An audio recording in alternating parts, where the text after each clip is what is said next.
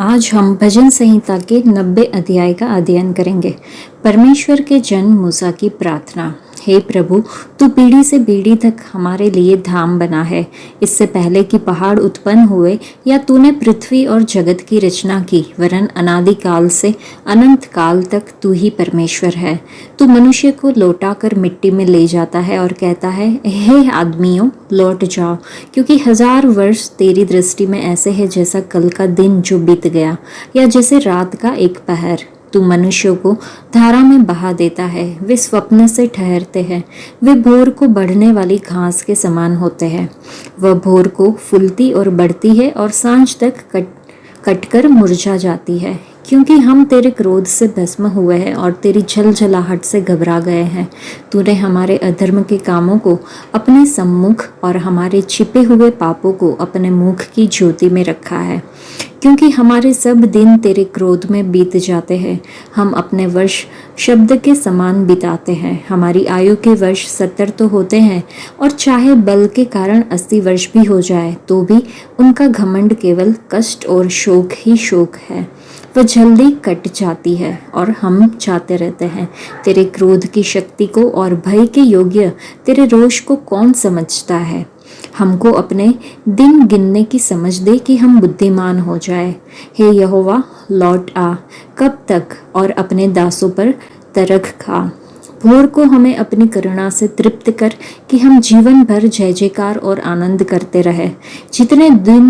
जितने दिन तू हमें दुख देता आया और जितने वर्ष हम क्लेश भोगते आए हैं, उतने ही वर्ष हमको आनंद दे। तेरा काम तेरे दासों को और तेरा प्रताप उनकी संतान पर प्रकट हो। हमारे परमेश्वर यहोवा की मनोहरता हम पर प्रकट हो। तू हमारे हाथों का काम हमारे लिए दृढ़ कर, हमारे हाथों के काम को दृढ़ कर। इस भजन का श्रेय मूसा को दिया जाता है। हमें परमेश्वर की शाश्वत प्रकृति और हमारे जीवन की अस्थायी प्रकृति की याद दिलाता है। यह हमारे अस्तित्व की संक्षिप्तता और क्षणभंगुरता पर जोर देता है। हमें ज्ञान प्राप्त करने और कृतज्ञ हृदय के साथ जीने का आग्रह करता है। यह भजन हमें पृथ्वी पर अपने समय के महत्व पर विचार करने और सर्वशक्तिमान परमेश्वर के सामने खुद को विनम्र करने के लिए प्रेरित करता है। इस भजन में लिखा है, तेरी दृष्टि में 1000 वर्ष बीते हुए दिन के समान और रात के भोर के समान है। प्रभु की दृष्टि में एक दिन 1000 वर्ष के बराबर है और 1000 वर्ष एक दिन के बराबर है, ऐसा दूसरे पत्रस की पुस्तक में लिखा है। यदि परमेश्वर के दिन का एक दिन हमारे हजारों वर्षों के बराबर है, तो प्रभु यीशु मसीह को मरे हुओं में से जीवित हुए कितना समय हो गया है? उसका जवाब है लगभग 2 दिन। और यहाँ हम एक और दिन के अंत पर है। इतिहासकारों का सुझाव है कि प्रभु यीशु 28 या 29वीं ईस्वी सन के आसपास मृतकों में से जीवित हो उठे थे। तो इस 2028 या 2029 परमेश्वर के लिए 2 दिनों का अंत होगा। हम प्रभु यीशु मसीह की वापसी के बहुत ही करीब है, लेकिन क्या हम तैयार हैं?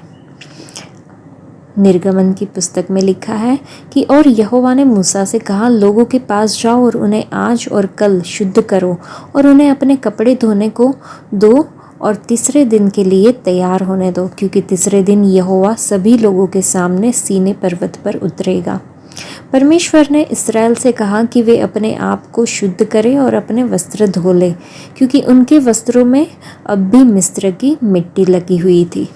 आज भी परमेश्वर हमसे कहते हैं, मैंने तुम्हें इस दुनिया से निकाल लिया है, अब दुनिया को तुमसे बाहर ले जाओ और तीसरे दिन सहस्त्राब्दी की शुरुआत में मेरे आने की तैयारी करो। और हमारी दुनिया की उत्पत्ति को कितना समय हो गया है? आदम को लगभग 6000 वर्ष बीत चुके हैं, जो परमेश्वर के 6 दिनों के बराबर है। हम शब्द के 7वें दिन में प्रवेश करने वाले हैं, प्रभु यीशु मसीह का 1000 साल का शासन काल। इस भजन में हमने देखा कि लिखा है, हमें अपने दिन इस प्रकार गिनना सिखाओ कि हमें ज्ञान का हृदय प्राप्त हो।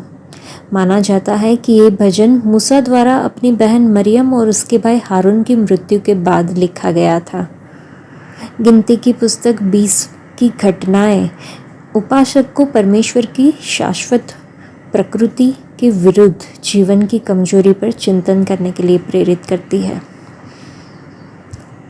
इस अध्याय में, इस भजन में 10वें वचन में नश्वर मनुष्य की क्षणभंगुर प्रकृति का वर्णन है।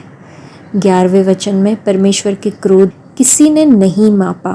यदि मनुष्य को परमेश्वर के क्रोध की विशालता का पता होता तो उसे परमेश्वर का भय मानना चाहिए होता। इस समय भजनकार परमेश्वर से प्रार्थना करता है कि वह मनुष्य को उसके जीवन की संक्षिप्तता के बारे में सिखाए।